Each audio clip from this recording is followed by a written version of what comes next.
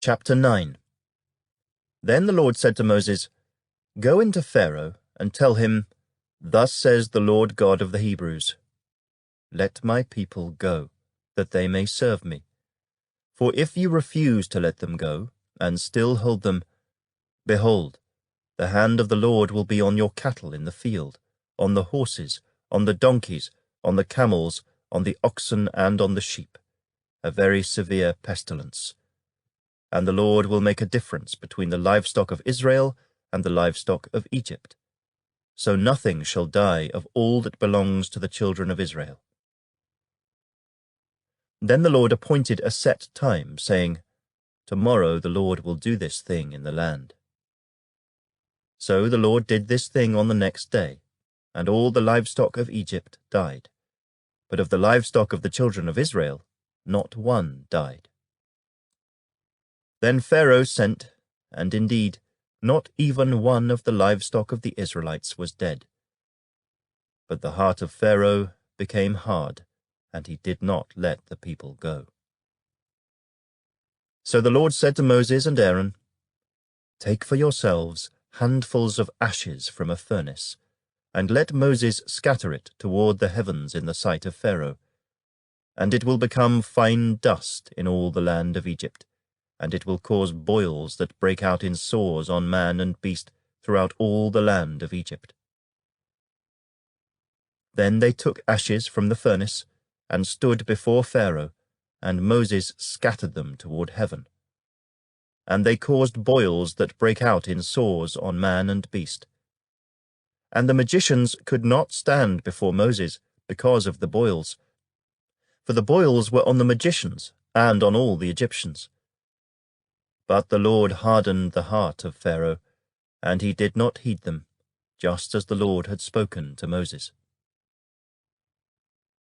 Then the Lord said to Moses, Rise early in the morning, and stand before Pharaoh, and say to him, Thus says the Lord God of the Hebrews, Let my people go, that they may serve me.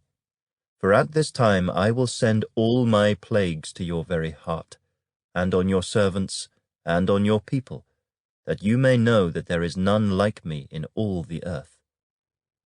Now if I had stretched out my hand and struck you and your people with pestilence, then you would have been cut off from the earth.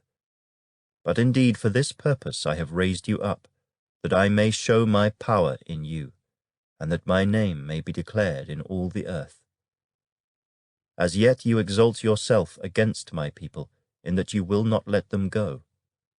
Behold, tomorrow, about this time, I will cause very heavy hail to rain down, such as has not been in Egypt since its founding until now. Therefore, send now, and gather your livestock and all that you have in the field, for the hail shall come down on every man and every animal which is found in the field, and is not brought home, and they shall die. He who feared the word of the Lord among the servants of Pharaoh made his servants and his livestock flee to the houses. But he who did not regard the word of the Lord left his servants and his livestock in the field. Then the Lord said to Moses, Stretch out your hand toward heaven, that there may be hail in all the land of Egypt, on man, on beast, and on every herb of the field, throughout the land of Egypt. And Moses stretched out his rod toward heaven, and the Lord sent thunder and hail, and fire darted to the ground, and the Lord rained hail on the land of Egypt. So there was hail, and fire mingled with the hail, so very heavy that there was none like it in all the land of Egypt since it became a nation. And the hail struck throughout the whole land of Egypt, all that was in the field, both man and beast. And the hail struck every herb of the field, and broke every tree of the field. Only in the land of Goshen, where the children of Israel were, there was no hail. And Pharaoh sent and called for Moses and Aaron, and said to them, I have sinned this time. The Lord is righteous, and my people and I are wicked. Entreat the Lord, that there may be no more mighty thundering and hail, for it is enough. I will let you go, and you shall stay no longer. So Moses said to him, As soon as I have gone out of the city, I will spread out my hands to the Lord. The thunder will cease, and there will be no more hail, that you may know that the earth is the Lord's. But as for you and your servants, I know that you will not yet fear the Lord God. Now the flax and the barley were struck, for the barley was in the head, and the flax was in bud. But the wheat and the spelt were not struck, for they are late crops.